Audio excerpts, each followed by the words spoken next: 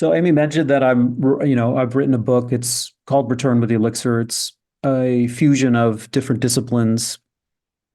I've been writing it over the course of the last few years. And as I mentioned personally, I've been going through my own journey. The book is, in a way, it's a revelation. It's coming out of some deep place in the collective psyche. It has a lot of motifs that are actually appearing not just in my mind, but to a number of different people, archetypal images.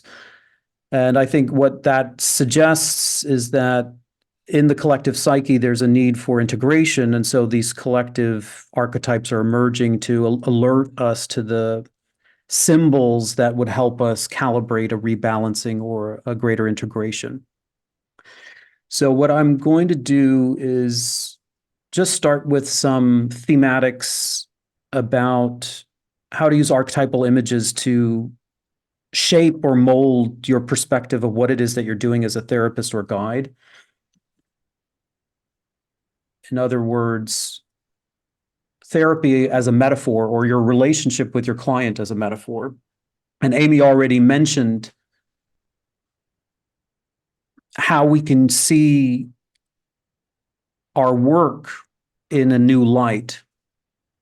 Whereas when I was trained very left brain, very patriarchal, very close to the scientific reductionistic medical model, linear facts, your client is to be fixed.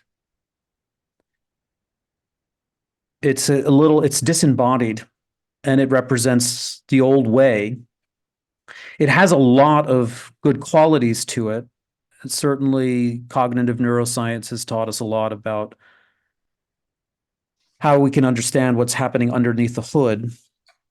So I wouldn't suggest dispensing of these kinds of disciplines, but what we're talking about is an expansion that includes more of what we are, more of who we are.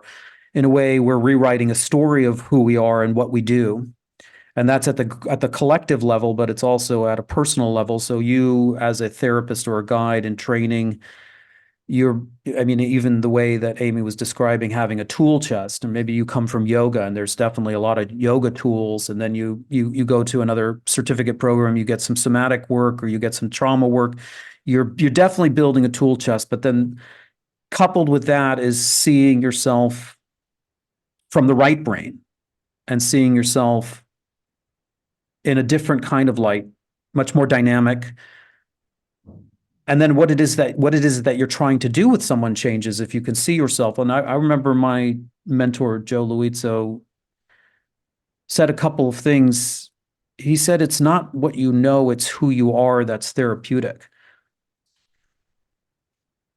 And I mean, I've already tried to I foreshadowed that in my comment about the more times that you die in your personal life, the more helpful you will be to help someone unfold and find their nectar.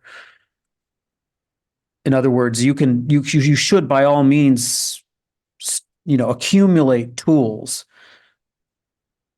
But I've also, and I'm sure you've also experienced people that have a lot of tools, but haven't actually applied them and haven't actually transformed and still feel in a way a little bit rigid and don't have that kind of presence or humanity or that willingness to go into depths with you because they're still stuck in operating in the fix mode.